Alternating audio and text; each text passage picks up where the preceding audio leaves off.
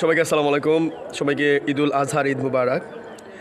আমরা সংক্ষিপ্ত আকারে ঈদুল আজহার নামাজের নিয়ম শিখব। অনেকেই নামাজের মধ্যে এদিক সেদিক তাকান এবং অনেকেই জানেন না বিষয়টা। সংক্ষিপ্ত আকারে আমরা জানার চেষ্টা করব।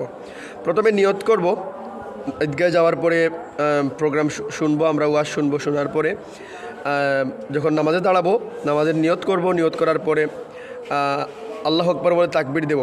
6 তাকবীরের সহিত আমরা নামাজ পড়তেছি বলে আল্লাহু আকবার বলার পরে আপনি সানা পড়বেন। পড়ার পরে অতিরিক্ত 3টি তাকবীর দিবেন। দেওয়ার পরে বাঁধবেন।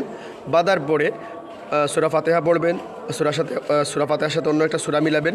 মিলানোর পরে রুকুতে যাবেন, রুকুর তাসবিহ পড়বেন। সেজদাতে যাবেন, যাওয়ার পরে সেজদার তাসবিহ পড়বেন। পড়ার পরে সোজা দাঁড়াবেন। দাঁড়ানোর পরে যে কাজটি করতে হবে সেটি হলো আবার একইভাবে দ্বিতীয় রাকাতে সূরা ফাতিহা পড়তে হবে। সূরা ফাতিহার সাথে একটি অতিরিক্ত সূরা লাগাবেন। লাগানোর পরে এখন রুকুতে যাওয়ার আগে অতিরিক্ত আবার 3টে তাকবীর দিবেন। দেওয়ার পরে আবার রুকুতে যাবেন। এভাবে রুকুতে যাওয়ার পরে সেজদা দিয়ে শেষ বৈঠক শেষ করে সালাম ফিরাবেন। তারপরে ইমাম সাহেব খুতবা দিবেন। খুতবার পরে দোয়া করে বাড়িতে চলে আসবেন। আসার পরে কুরবানি দিবেন। ভালো থাকবেন এই প্রত্যাশায়। আসসালামু আলাইকুম।